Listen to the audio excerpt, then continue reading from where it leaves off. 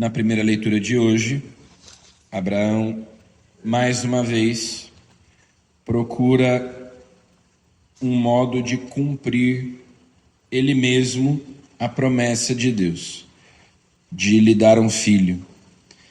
Então, desta vez, a estratégia de Abraão é fazer um filho na escrava de sua mulher, chamada Agar. Ainda nesse trecho, os nomes de Abraão e de Sara não tinham sido mudados, né? Então Abraão se chamava Abrão, Sara se chamava Sarai, e, no entanto, Deus já tinha feito a eles a promessa que demorava para se cumprir, como nós vimos ontem, e agora Abraão encontra esse outro modo, essa outra saída. E mais uma vez, como se diz, mete os pés pelas mãos, porque não era assim que Deus pretendia cumprir a sua promessa. E aqueles conflitos que existem ainda hoje lá na Terra Santa entre israelenses e palestinos, entre os judeus e os árabes, começa aqui com Ismael e depois o filho de Sara, que será Isaque. Esses conflitos, portanto, duram já mais de 3.000 anos entre esses povos que são descendentes do mesmo homem, Abraão. E tudo porque Abraão quis resolver o problema do seu jeito, depois a sua mulher, enciumada, tratou mal a escrava que tinha concebido um filho dele, mas Deus a abençoou. Ela fugiu com o seu filho, mas Deus quis abençoá-la, Deus quis protegê-la e fazer-lhe também promessas de que também um grande povo, uma grande nação surgiria daquele menino.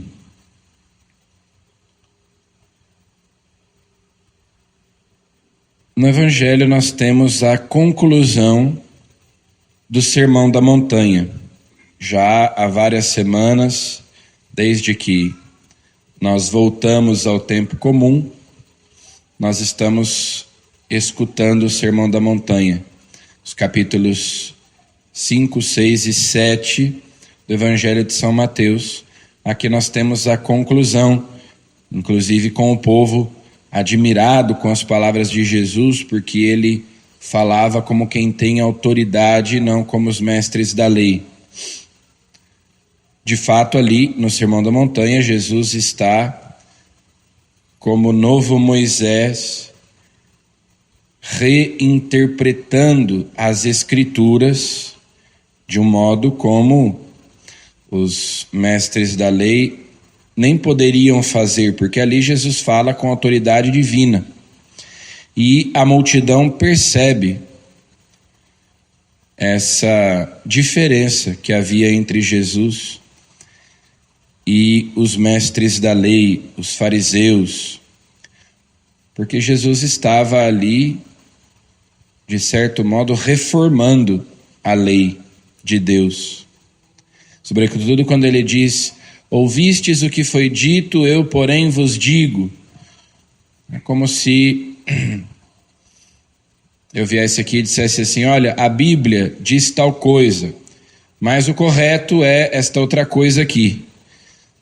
Então, Jesus fala com uma autoridade que espanta, porque ele fala com a autoridade de Filho de Deus, né, dando um sentido mais profundo, dando um sentido mais acertado as palavras do próprio Deus, naquilo que é mais sagrado, que são os mandamentos da lei de Deus, o decálogo. E por isso esse espanto, essa admiração da multidão com as palavras de Jesus. E ele então diz que se nós escutamos as suas palavras e não as colocamos em prática, nós somos tolos, nós somos imprudentes, porque é como construir a casa sobre a areia. Já quem escuta as suas palavras e as põe em prática, constrói a sua casa sobre a rocha. É um homem prudente. Porque nem todo aquele que me diz Senhor, Senhor entrará no reino dos céus, mas o que põe em prática a vontade de meu Pai que está nos céus. E a vontade do Pai se expressa nas palavras de Jesus. Por isso, em seguida, ele diz: quem ouve as minhas palavras e as põe em prática. A palavra de Jesus expressa a vontade de Deus. Ele mesmo diz em outras passagens: eu vim para fazer a vontade do meu Pai. O meu alimento é fazer a vontade do meu Pai.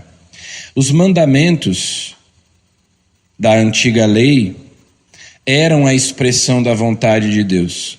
Quer fazer o que Deus manda, quer fazer a vontade de Deus, cumpra os mandamentos. Agora, a vontade de Deus se expressa para nós nas palavras de Jesus, que é Deus encarnado. A sua vontade se expressa assim, e o próprio Jesus é a obediência a essa vontade personificada, encarnada. Ouvir as minhas palavras e colocá-las em prática é o mesmo que fazer a vontade do meu Pai que está nos céus. Como o próprio Jesus faz a vontade do Pai. Obedece o Pai até a morte e morte de cruz. E muitos dirão: nós profetizamos em teu nome, nós expulsamos demônios em teu nome, nós fizemos muitos milagres em teu nome, e eu lhes direi: jamais vos conheci, afastai-vos de mim, vós que praticais o mal. Então vejam que Jesus se refere aqui a fatos extraordinários. Pode ser que alguém profetize, pode ser que alguém faça milagres, pode ser que alguém expulse demônios em nome de Jesus. E essa pessoa se perca, e essa pessoa se condene, porque os dons carismáticos não são dons de santificação. São dons que, como diz São Paulo, são dados a cada um para a edificação comum. Então, a igreja sempre entendeu que o sinal de que uma pessoa é santa não é se ela realiza feitos extraordinários, não é se ela levita, não é se ela biloca, não é se ela realiza curas, milagres, mas a marca característica dos santos, o distintivo é a caridade, é o amor. Nisto reconhecerão que sois os meus discípulos, se vos amardes uns aos outros. Então, o progresso na santidade é o progresso na caridade. Naquela caridade, naquele amor que é sobrenatural, divino. Por isso, Jesus diz: é possível que alguém faça coisas extraordinárias, mas no final das contas escute dele no dia do juízo: não vos conheço, afastai-vos de mim, vós que praticais o mal. porque não colocou em prática. Escutou a palavra, mas não a colocou em prática. Não viveu, não fez a vontade de Deus. Então peçamos a Jesus nesta Santa Missa a graça de edificar a nossa casa sobre a rocha, de que a nossa fé tenha consistência, tenha raízes profundas, de que a nossa fé opere pela caridade,